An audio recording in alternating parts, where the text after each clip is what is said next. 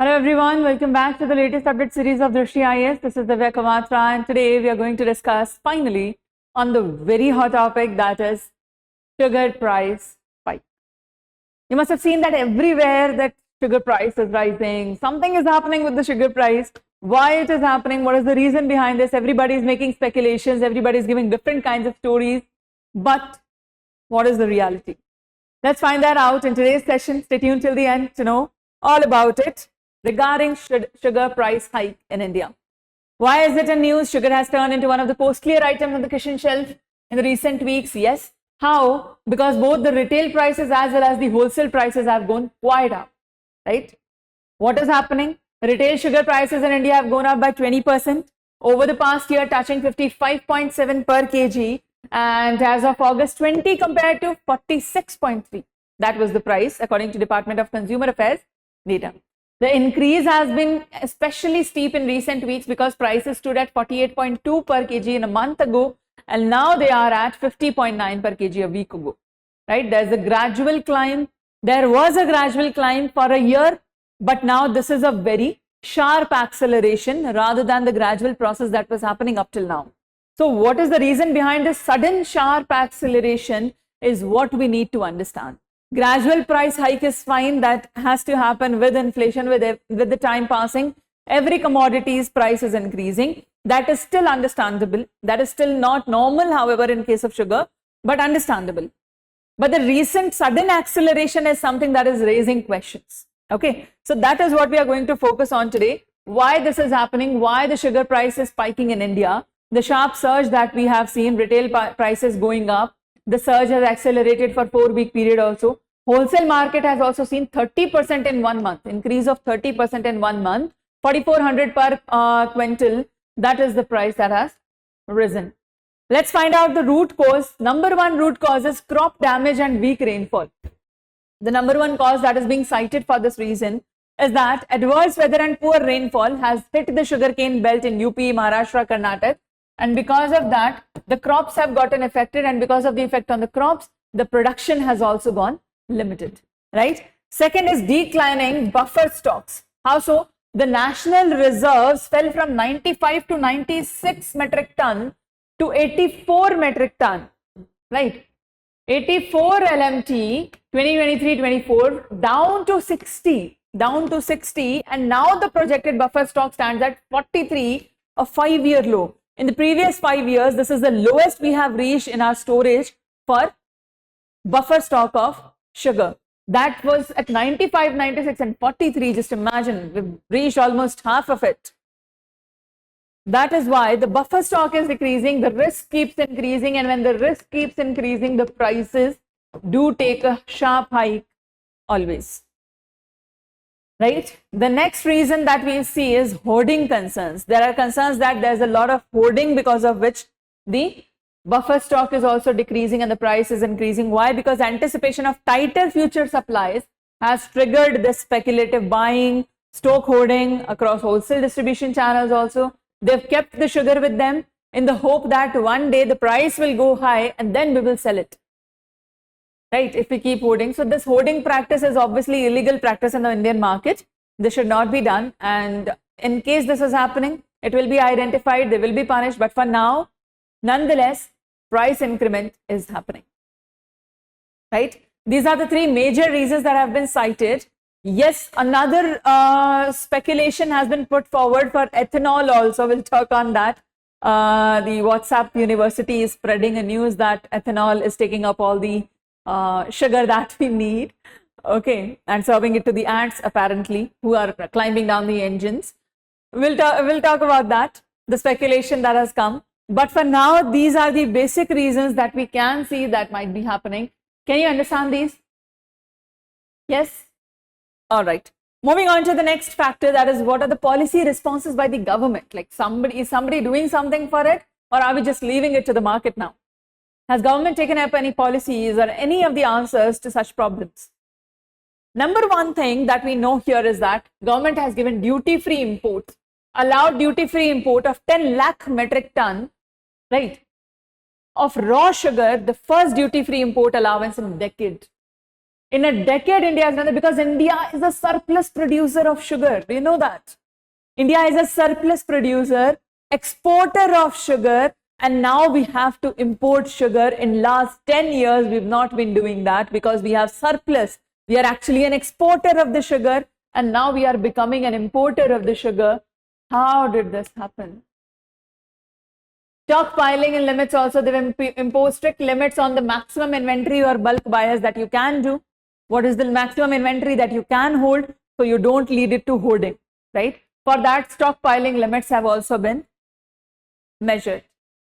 Clarification has also been given that ethanol blending that WhatsApp University has been spreading as a reason is not actually a primary reason. It is maybe a part of it, yes, but not the primary reason driving the sugar prices. How so? A clarification has been made by the government here. Common belief that government's 20% ethanol blending petrol mandate diverted sugar away from food production, but the data indicates otherwise. 2021 to 22, 36 lakh metric ton diverted out of 369 LMT total sugar produced. 2025-26, when we have actually increased ethanol blending, after that 34, lesser than the earlier one, has been diverted. The problem is the estimated production itself. This production is falling down. Can you see that? The difference is here, not here. Here it is decreasing. That means the ethanol blending is not causing a problem. But then again, on the other hand, here it is also decreasing. That means production is lowering down, and that is the problem. And why production can lower down? Those reasons we have already studied. Right? Can you maintain a linkage here? Yes. And that is the linkage we know, because the volume diverted is lesser as compared to the earlier times. So naturally, it is overall about the sugarcane yield, the sugar processing, rather than diversions. Right? The data clearly states that the price spike is driven primarily by the declining overall yield rather than ethanol allocation. Here? Yeah, so that has already been clarified. Next thing that comes is, how does the pricing actually work, right? Like when crops are in news, we read about MSP and how the MSP works. Similarly, for sugarcane also, we have for sugarcane and sugar, we have a proper pricing system, which actually has dual nature or dual standard that causes some sort of confusion among people. So let's understand that for once. Okay. How do we make the price? So sugarcane pricing is uniquely dual structured, creating socio-economic political dynamics also. How so? How is it dual structured? Number one, we have fair and remunerative price, that is FRP. Second is state advised price. How does that work? Let's understand. First of all, fair and remunerative price is fixed annually by the central government under Sugarcane Order 1966. This is issued under essential commodity, since sugar is considered as essential commodity. So this is done as a fair price. Okay. This is determined based on the recommendation of Commission for Agriculture Post and Prices, CACP, that is approved by CGEA. How is it done? CACP will sit down, they will come together, they will put down a recommendation which will then be approved by CCEA, that is Cabinet Committee on Economic Affairs, and then it is strongly linked to a base sugar recovery rate with premium for higher recovery. Okay, combining all this, we have a price setup, that is fair and remunerative price. But the dual structure is because then comes the state advised price. This is announced by the key growing states like Uttar Pradesh, Punjab and Haryana. It is almost always higher than FRP and leading to financial stress on private sugar mills. Why? Because there are delayed payments to farmers, persistent cane arrears, all these things keep happening. Why? Because what is happening is, in simple terms, let's understand this, fair and remunerative prices just like MSP are announced. But the key producing states actually determine the cost of it. The key states that are producing sugarcane, that are producing the sugar, they say that we are the ones who can actually tell what is the cost behind this, and after that you can decide this price, right? But then they almost always give it higher than what is FRP. Why is it higher? Because they're saying that the cost is something that we determine and you are not able to understand that. But once the cost is higher, there will always be a gap. That gap would require extra payments, and that extra payment always gets on hold. Because of that, many payments get on hold and ultimately the economy comes crashing down. Clear? States have the right to actually put against FRP a price that they think would be viable and they can come to a middle ground, but the middle ground is not found and that's why the problem persists. Do you understand how pricing is also a little bit of a complication in the system? Yes, FRP and SAP. Exactly. So now the structural and supply chain bottlenecks are also there. Because of that also we are facing problem. How so? Water intensity and climate vulnerability. Sugarcane consume 2000 to 3000 liters of water per kg of sugar produced. High dependence on flood irrigation in water stressed regions like Marathwada in Maharashtra. They make the yield extremely sensitive to El Nino cycles. And this year, since we had El Nino cycle, naturally this was going to get impacted, right? Second is perishability, sucrose inversion also. How so? Once cut sugarcane must be crushed within 24 hours, otherwise it is useless. If it is not crushed within 24 hours to prevent the sucrose degradation, logistical delays reduce extraction efficiency, because if it is over 24 hours, you cannot actually take it. Even when you take sugarcane juice, you see, you take sugarcane juice, it is said that the moment the juice is pressed out, you have to drink it immediately, otherwise it goes bad, right? Other juices you can still keep for some time, like half an hour, 1 hour, 2, 3 hours, depending on the fruit. But for sugarcane, you immediately have to consume it, otherwise it goes. It has some taste difference also, as you must have experienced that if you leave it out for some time, like 5 to 10 minutes also, it will develop a very different taste. That is the degradation of the sucrose. The kind of glucose and sucrose that are present there, they're breaking down immediately after it, and you have to consume it then, otherwise they will break down, it won't be that healthy, right? So here for sugar also, it should be processed within 24 hours, otherwise useless. Cyclical nature of sugar production, cane cycle 3 to 5 years, high prices lead to overplanting. Overplanting leads to glut and price crash. Glut and price crash leads to cane areas, and from cane areas, farmers shift away from cane, and then shortage and price spike, as seen now. This is how the chain follows, and this is a vicious cycle. How so? High prices, again leading to price hike. High prices are not lowering the demand, it is again leading to price hike at the end of the entire chain also. Once again, there's a price hike. That is a problem in the structural supply chain here. All right.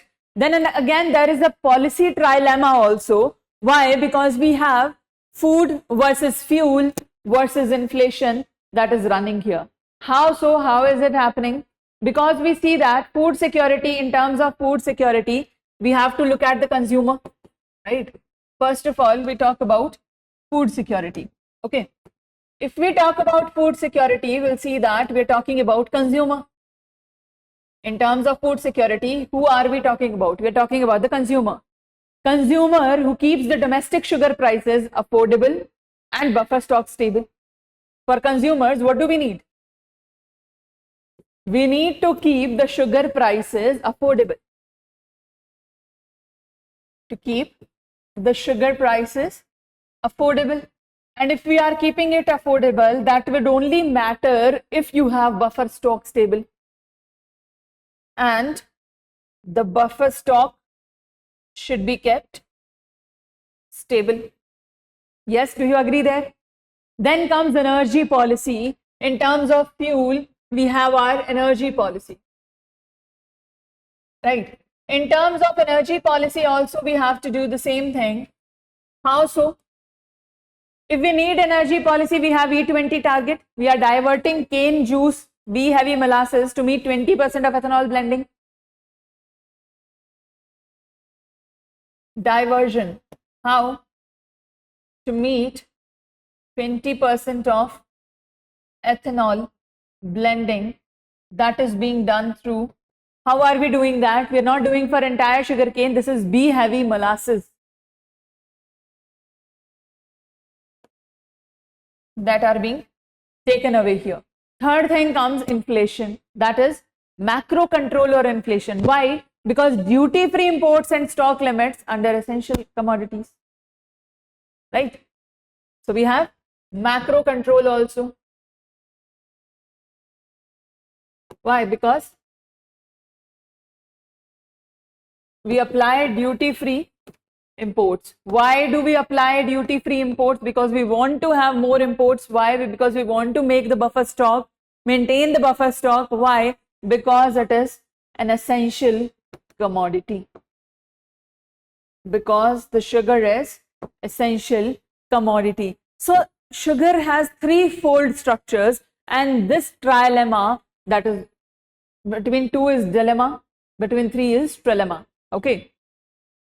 Yes. So that is trilemma here. 3 levels of dilemma that we are facing in terms of food security. To maintain food security, we need to keep it affordable and we need to maintain the buffer stock. But for E20 to happen, we have to divert some of the sugarcane there. But to maintain that, then we have to have the macro level inflation control also. To import duty free, if we import duty free, that means we are becoming dependent again. Do you understand the trilemma here, that on 3 levels we have to maintain sugar, and on all 3 levels we are struggling? Yes, do you see the struggle here? Exactly. So what are the regulatory instruments now? What can we do? Number 1, we have Essential Commodities Act that enables imposition of stock limits or bulk bias traders for preventing hoarding, right? Second is Sugar Development Fund. This is established to provide soft loan for mill modernization, the gas-based cogeneration, ethanol production capabilities, all that for better utilization of the product. Then we have Rangarajan Committee recommendation also in 2012. They gave 3 recommendations. What are the 3 recommendations? Number 1, recommended revenue sharing formula, that is 75:25 between farmers and the mills. That way farmers will be more inclined to grow more sugarcane, and mill owners will also benefit by getting direct sugarcane from them in large quantity. That will be the profit sharing also. Deregulation of minimum distance criteria between 2 sugar mills. Right? There is a minimum distance criteria, but we need to have distance control between the raw material and the industry. That is the distance that matters. Other than that, nothing else matters. Right? There has to be a difference between raw material and industry. This distance should be less because this is a perishable commodity. The raw material should very soon reach the industry and should very soon be processed.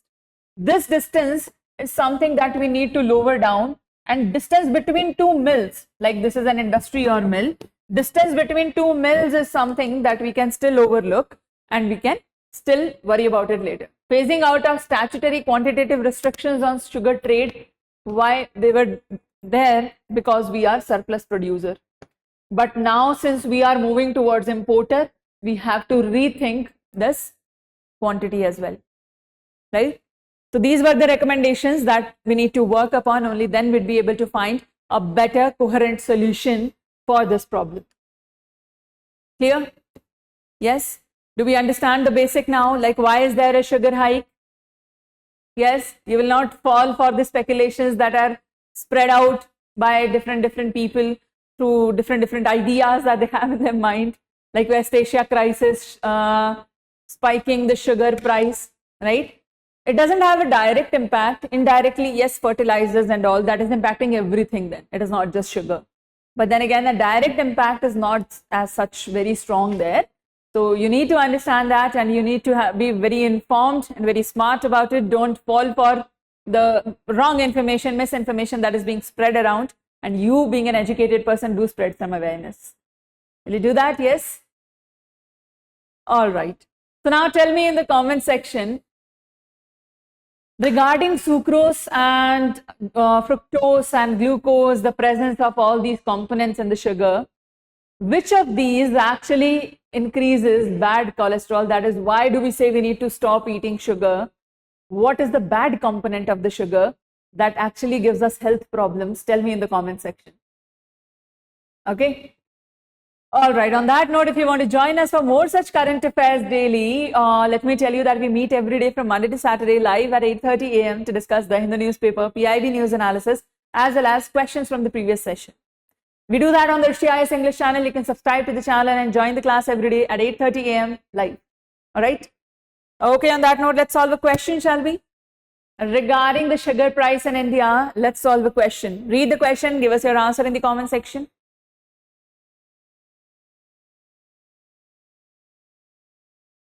Done? All right, we'll see your answers in the comment section, and that's about it. That was our topic for sugar spike in India. I hope this is clear. Yes, we'll see you in the next video. Till then, take care. Thank you. Bye-bye.